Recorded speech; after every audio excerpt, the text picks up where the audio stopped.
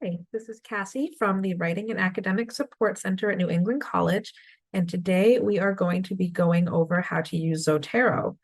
Zotero is a free, fairly easy to use research tool and citation generator that is really good for students doing long-term projects using multiple sources. There are a few different ways to use Zotero, so we're going to be going over all of them in brief. Let's get started. All right, so the fastest and probably most familiar way to generate citations using Zotero is on zbib.org. It's very similar to EasyBib or Citation Generator or even mybib.com, where you just enter a URL or another identifier for your source into here and it will generate the source for you. So you can input an ISBN, that's a personal identification number for a book, and you could enter that in to zbib.org and it would generate for you a book. You can copy and paste it from the web, or you can, if you have a hardback book, enter the numbers directly in without using any of the dashes. For a DOI, if you're using a newer article, circa 2012 or newer, you can use a DOI and copy and paste it in like I'm going to do. And click Cite, and then it will generate the citation for you. Just like that. So that is the quick, the easy citation generator. You don't need an account or anything to use that. You would just go to zbib.org and throw everything in easily. You can also do it by title as well. So if you don't have a DOI or can't find it or don't feel like typing in an ISBN, you can just type in the title and it will do the same thing. All right, so that is the easy version. We're going to get into the full download now. All right, so say you're doing a long-term assignment, a whole semester-long research paper with many, many sources, and you need to keep them all in one place and make sure you remember everything and kind of work on it as you go. This is where I recommend the full download of Zotero, because you can store all your information, keep coming back to it, and not worry about losing it if you accidentally click out of a tab. So this one's a little more involved, but it can definitely be worth it. So if you go to zotero.org, you are met with this page and you just click download. I've already downloaded it, so I'm not going to take you through that whole process, but you download it, you install it to your machine. It's totally free. You're going to need to register with an email address, username, password, all of that good stuff. And then you're going to have to go in and verify your email. You also have the option to download browser extensions or sync to numerous devices. So if you want to work on your project on your phone or a tablet or any other computer, you have the option to do that too. I will take you through how to use the browser extension in a minute. But once you are done and the download is there, you're going to have it as a clickable icon on your screen, and this is what you are going to be met with. Normally it's blank, and this is where you can start importing all of your sources. If you choose to do the browser extension, it's kind of cool because you can right click or command click if you're using a Mac to get the drop down menu, and you have the Zotero connector. So what you can do is save any article or web page to Zotero. So you would click Save to Zotero as a web page and click. And then once you come back to your program, it should be here already for you. And that's pretty cool. So if you're browsing the internet looking for sources and you think, oh, this might work, you can click them and auto import them in if you do the browser extension.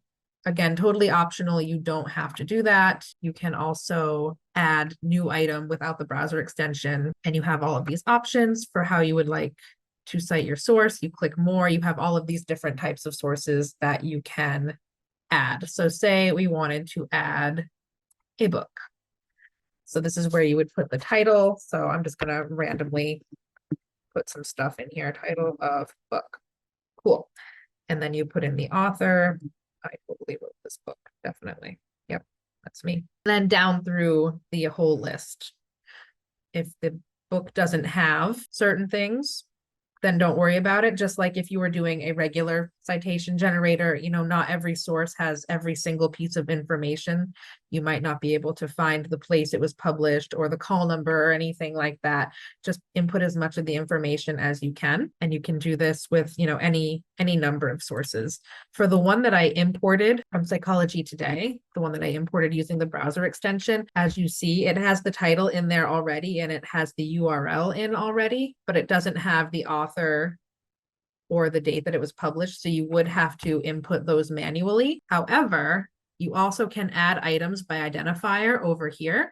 So if you are using a book or a journal article with a DOI, you can add by identifier. So if I were to go back to my web page and copy and paste the DOI in, this would have more information.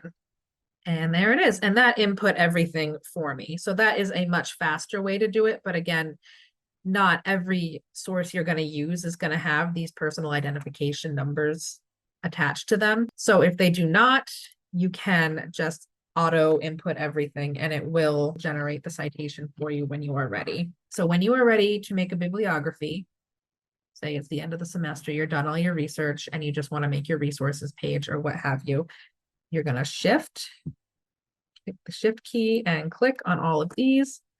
Then you are going to right click and create bibliography from items.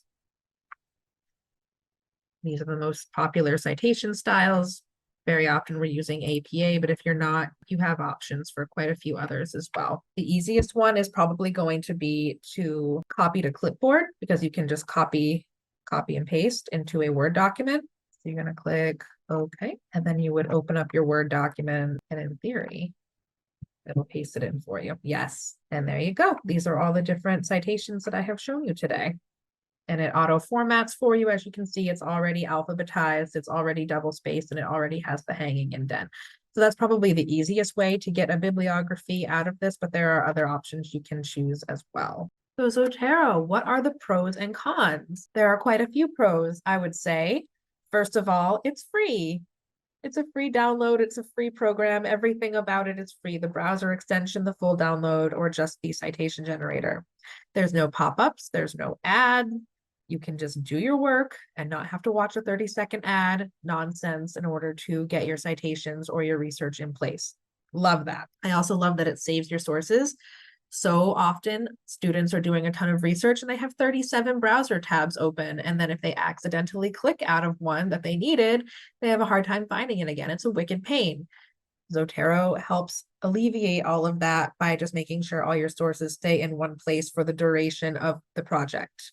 Love it.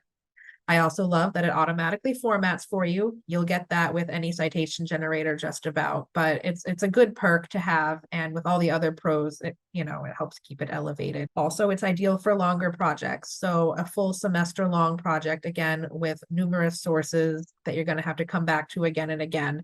It's nice to have it saved all in one place that you can rely on. A couple of cons, nothing major. If you haven't noticed, there's no website option for when you want to add a source. So if you're just perusing a random, well, hopefully not random, hopefully it's, a credible website, but even then there's no actual website option to choose from for this. What you can do is you can always add a URL to any of them. This one auto imported, but it usually does not because there is no website option, but you can add the URL into any other source choice. If you have the browser extension, you can obviously import any website and it works out fine. But if you are manually inputting data, then there's no option for a website, which can be a con, I suppose. The only other real con is that it's a little bit of a process. If you're doing the full download version, you have to download and install and verify your email, make a password that you have to register and all of that stuff. So that is a little bit more of a process. Inputting manually is also a little bit of a process because you have to know where to find all the information in your sources. But if you use your brain power and can figure out where to find the information, then it's not a huge deal. It's kind of good that they're expecting you to use your head to put your sources in. But other than that, it's a really powerful tool for research and for making sure your sources are all documented and accounted for. So I do recommend this, especially for long projects, or if you just really hate pop-up ads, which I do. I do hate pop-up ads. So I do recommend this. That's it. That is Zotero in a very small nutshell. It's a pretty big, powerful program. So if you need help running through the program or want help adding more sources or anything like that, kind of working your way through the program, don't hesitate to reach out. We can be reached at wasc@nec.edu. Thanks for watching.